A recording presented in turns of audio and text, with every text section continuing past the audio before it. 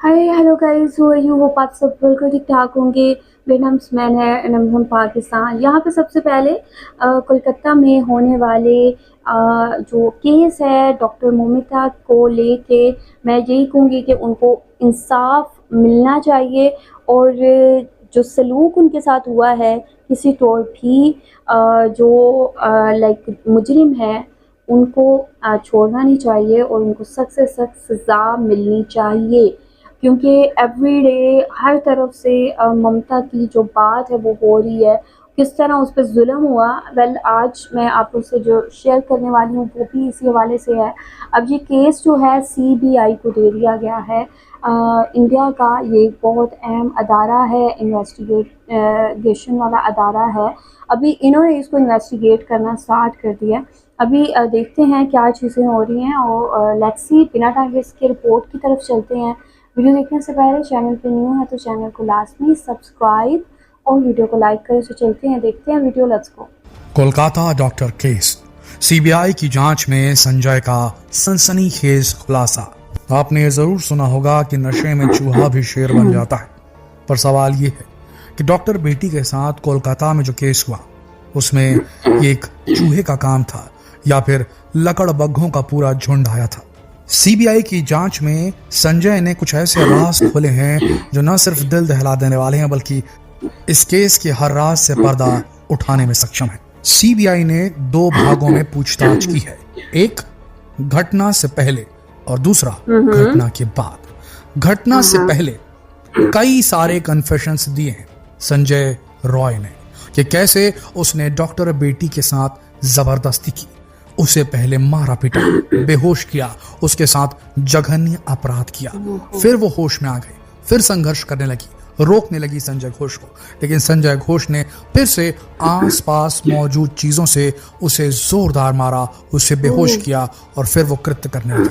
और उसके बाद आखिरकार उसने आसपास मौजूद चीजों से हिट करके डॉक्टर बेटी की जान ले ली और वहां से निकलते वक्त उसका एक ब्लूटूथ डिवाइस नीचे गिर गया और वो वहां से निकलकर चला गया। संजय रॉय के सेमिनार हॉल, जहां पर यह वारदात हुई डॉक्टर बेटी के साथ कोलकाता में आरजी कार मेडिकल कॉलेज के अंदर, उस सेमिनार हॉल के अंदर संजय रॉय के घुसने की तस्वीरें कैद हो गई सीसीटीवी कैमरा में, उसके निकलने की तस्वीरें कैद हो गई। उसके बाद में संजय रॉय वहां से निकलता और उसने कन्फेशन दिया है, स्वीकारोक्ति की है सीबीआई के सामने में कि वहां से निकलकर वो एक ऐसी महिला के पास पहुंचा जो पैसों के लिए जिस्म बेचती थी, ऐसे मंडी में पहुंच गया। पर वहां पहुंचकर उसने अपना इरादा बदल लिया, उसने उस महिला के साथ कुछ नहीं किया, वापस लौट आया।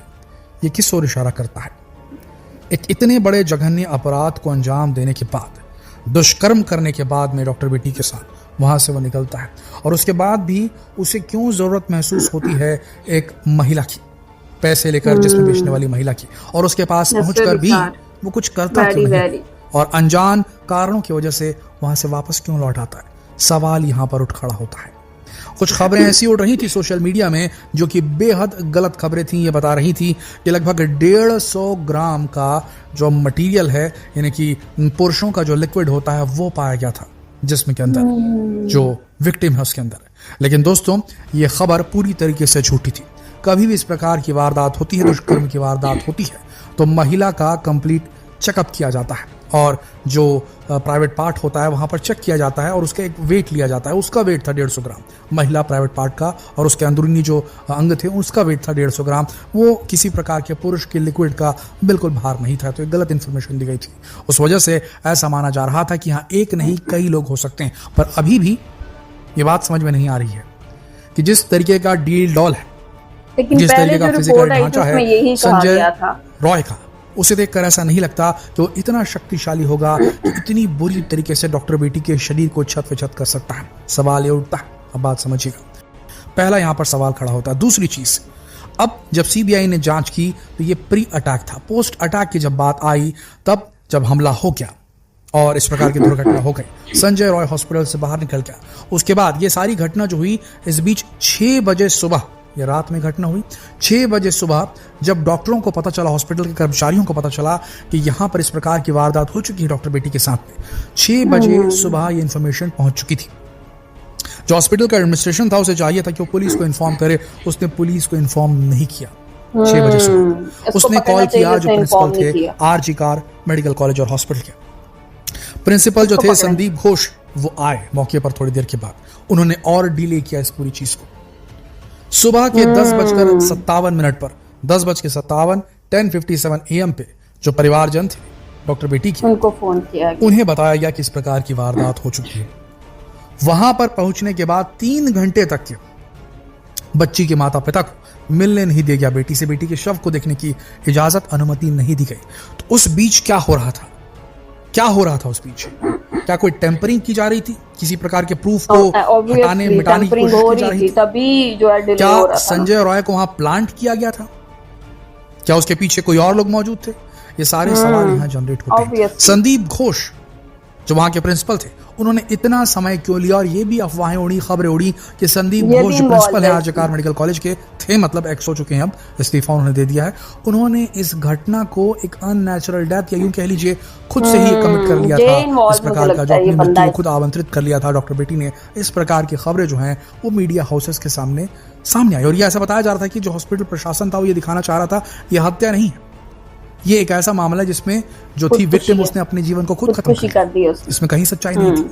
संदीप घोष ने काफी देर लगाई पुलिस तक पहुंचने में और माता पिता को जो शव था उसके करीब आने देने में। उसके बाद एक और बहुत सस्पिशियस चीज ये हुई कि जब ये सब कुछ हो गया तो जहां दूसरी बॉडीज भी थी पोस्टमार्टम के लिए और पोस्टमार्टम के बाद रेडी थी, उनका अंतिम संस्कार नहीं करवाया गया, बल्कि सबसे पहले इनका अंतिम संस्कार करा दिया गया डॉक्टर बेटी का। तो क्या किसी प्रकार के सबूत को मिटाने की कोशिश की गई? क्या डीएनए सैंपल डॉक्टर बेटी के अंदर से मिल सकते थे और उन्हें क्या कलेक्ट किया गया? खबर ये आ रही कि हाँ वो कलेक्ट किया गया है, सारा डीएनए जो है वो कलेक्ट किया गया डॉक्टर बेटी से, जो कि दूसरों का हो सकता है, वो कोई एक शख्स था या कई शख्स थे। ये सारी इंफॉर्मेशन फोरेंसिक जांच और मेडिकल का कंप्लीट एक होने के बाद, एक रिपोर्ट आने के बाद ही सामने आई। तो सवाल नहीं होती तो इसकी क्या गारंटी है? संदीप घोष प्रिंसिपल थे, उन्होंने इतना वक्त क्यों लगा दिया? क्या वो सिर्फ रेपुटेशन के पीछे पड़े थे अपने मेडिकल कॉलेज अपने हॉस्पिटल की? क्या सिर्फ रेपुटेशन के लिए उन्होंने इतना बड़ा कदम उठा लिया कि माँ बाप को 3 घंटे तक हॉस्पिटल के अंदर रुकवा के रखा और जो डेड बॉडी थी उसके आमने सामने नहीं आने? क्या सिर्फ रेपुटेशन के लिए एक प्रिंसिपल इतना बड़ा कदम उठा सकता है? ये जानते हुए कि मीडिया क्या हाल करेगा जब उसे इन्फॉर्मेशन मिलेगी, तो आखिर ऐसा कदम कैसे उठाया? क्या संदीप घोष के ऊपर कोई दबाव था या संदीप घोष क्या खुद इसमें इन्वॉल्व थे? सवाल यहां पर खड़ा होता है। अब यहां पर पुलिस की भी एक बहुत बड़ी भूमिका आती है। पुलिस ने काफी डिले किया चीजों को, एक खबर निकलकर सामने आ रही है, और जिस तरीके से बेहद जल्द आकस्मिक रूप से उनका जो है अंतिम संस्कार कर दिया गया डॉक्टर बेटी का, ये भी बहुत बड़े सवाल खड़े करता है। सीबीआई ने जब पूछताछ की तो 3 प्रमुख ग्रुप के लोगों से की। पहला तो संजय रॉय से की, जो कि मेन इसमें जो है सस्पेक्ट है, मेन यहाँ पर जिसके ऊपर संदेह है, सबसे इंपॉर्टेंट जो संजय रॉय है, उसका ब्लूटूथ जो है क्राइम सीन से मिला है, और फॉरेंसिक कई सारे ऐसे साक्ष्य मिले हैं, प्रूफ मिले हैं जो बताते हैं कि संजय रॉय उस वक्त डॉक्टर बेटी के साथ जब ये हो रहा था तो वहां मौजूद था।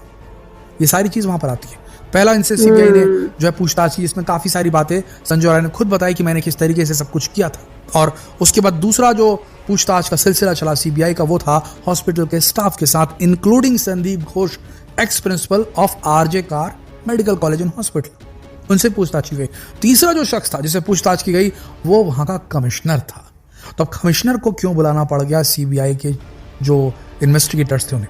उसके सामने सीबीआई ने अगर पुलिस से अगर ये पूछ पड़ताल की है तो ये बहुत बड़ी बात है दोस्तों। तो ऐसा क्या था वहां पर कि क्यों इस जघन्य अपराध को छुपाने के लिए संदीप घोष पूरी तरीके से तत्पर थे?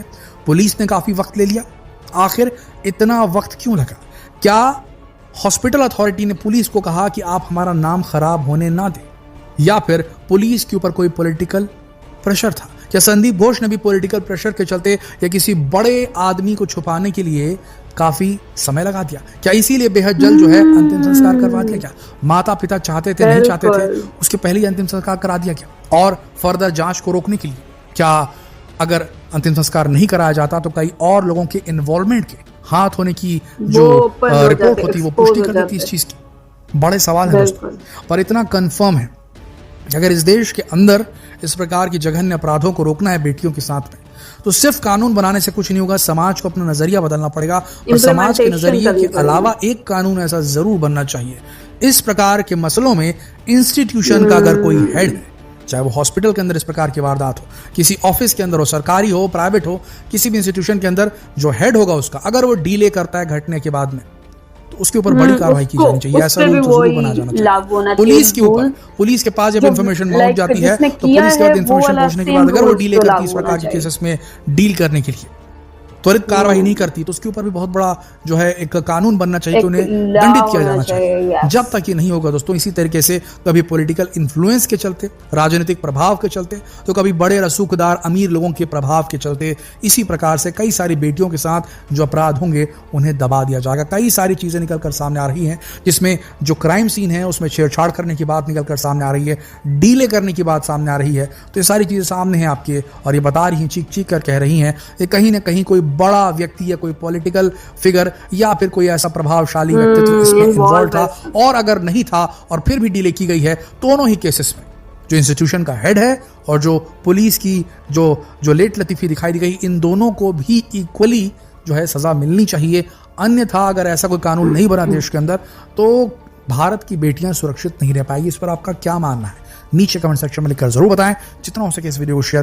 ओके जी, ये आप लोगों ने रिपोर्ट देखी है, सीबीआई इसको लेके इन्वेस्टिगेशन कर रही है। यार पहले तो सबसे पहले आई एम सीरियसली ट्रॉमेटाइज्ड, इतना बुरा सलूक यार एक डॉक्टर के साथ, एक इतनी हार्ड वर्किंग डॉक्टर जिसे अपनी सेहत से ज़्यादा दूसरों की सेहत की फिक्र है, और 36-36 घंटे की ड्यूटी कर रही है वो, और उसने इसको पढ़ने में, अपनी डिग्री को कंप्लीट करने में और आगे मज़ीद इसमें जो लाइक एक्सपर्टीज़ हैं वो हासिल करने के लिए उसने कितनी मेहनत की है।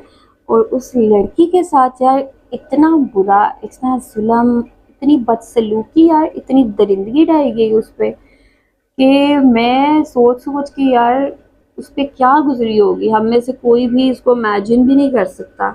सीरियसली मुझे इतना दुख, इतनी तकलीफ़ हुई है कि एक औरत के साथ एक डॉक्टर जो हॉस्पिटल में नाइट ड्यूटी कर रही है, वो तो फिर सेफ है ही नहीं है। लाइक नाइट में तो ऐसे डॉक्टर्स काम करने से डरेंगे।